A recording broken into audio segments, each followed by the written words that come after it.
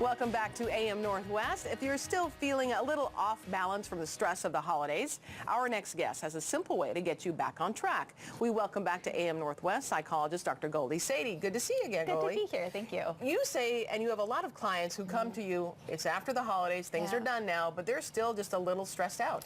Yeah, I think in any time we can kind of get out of our habits. Before the holidays, maybe you're exercising, you're working out, you're able to do yoga, but then suddenly you're wrapping gifts and you're making turkeys and you don't really have that time, and so you can start to feel a little bit off kilter. Even like the weight gain over the holidays kind of puts you in a funk a little bit. Exactly. The weather is not as great as it was.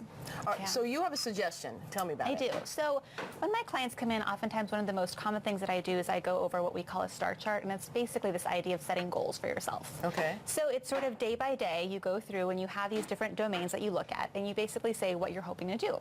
So for example, you might say relaxation goals that you might set for yourself. Okay. Right? And you'll say, in the past, I used to do deep breathing or meditation, maybe even prayer can be a form of relaxation. And you'll say, okay, well, my goal is to do this 3 times a week. And so you'll kind of set aside, Monday through Sunday, and you'll try it just for 1 week, right? Because you want to start off slow. You don't want to kind of jump into everything at once. And you'll decide that that's the goal that I'm going to set for my relaxation. And you go through it, and we always say that with goals that you're setting kind of for the new year, you want them to be SMART goals. So specific, measurable, attainable, realistic, and time-bound. Oh, gotcha. So that's kind of a good, because people will say, well, my exercise goal is I'm going to go run 5 miles tomorrow. Right. If you haven't been running, it's probably not going to happen. 5, right. And then you'll get disappointed. You'll be less likely to do it. I think we have a graphic of the star chart. So let's take a look at that, and then you can tell me. So here you're saying, here are the points that you're talking about. Yeah, so relaxation is the first one that I spoke a little bit about. Exercise, again, you want it to be reasonable. It might be going for a walk for 20 minutes 3 times a week. Okay. You really want to make sure that it fits into your day-to-day life. Nutrition goals is another big piece of it. So like you said, we're not eating the best. It might be cutting out sugars, but it could also be as simple as drinking more water. Sure. Caffeine is a big thing for many of us, right? Because we're really tired, we're drinking a lot of coffee. I'll never forget, I had a patient come in and he was feeling anxious and jittery. He was having 5 cups of coffee a day. And for him, just cutting that back down to 1 helped him a lot. Made a huge difference. And here's star chart number 2. Exactly. So pleasurable activities are basically hobbies. You might have said that before the holidays you had time to read, baking cookies, right? That might be something that somebody enjoys.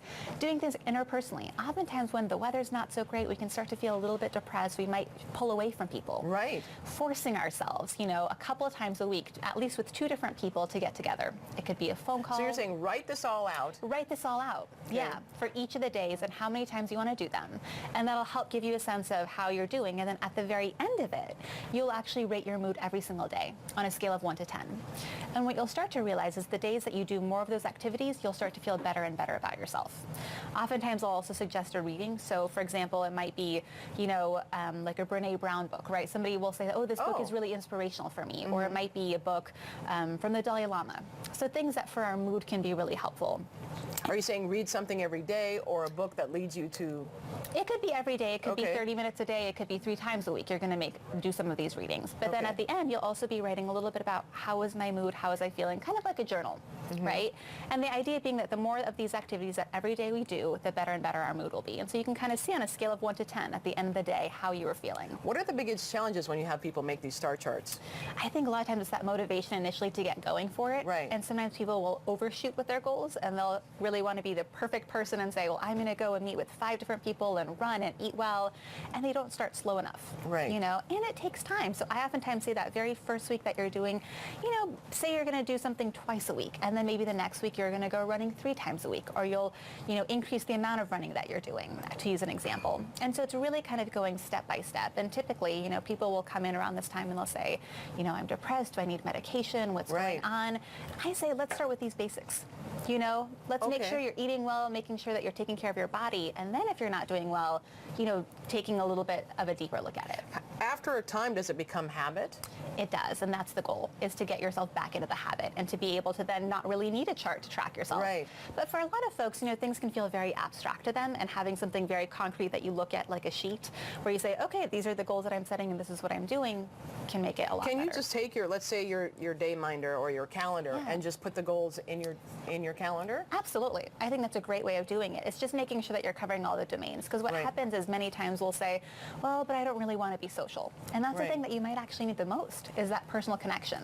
So the idea is to not shy away from any of the domains. You know, people say, well, I'm too busy and I can't relax. You need to then do that. You know, whether it's taking a bubble bath. And sometimes it's really just figuring out what are the goals that you need to be doing for yourself and to kind of set that time aside. Okay, those are all good tips. We'll put them on our website at K2.com. Goalie, thank you very much.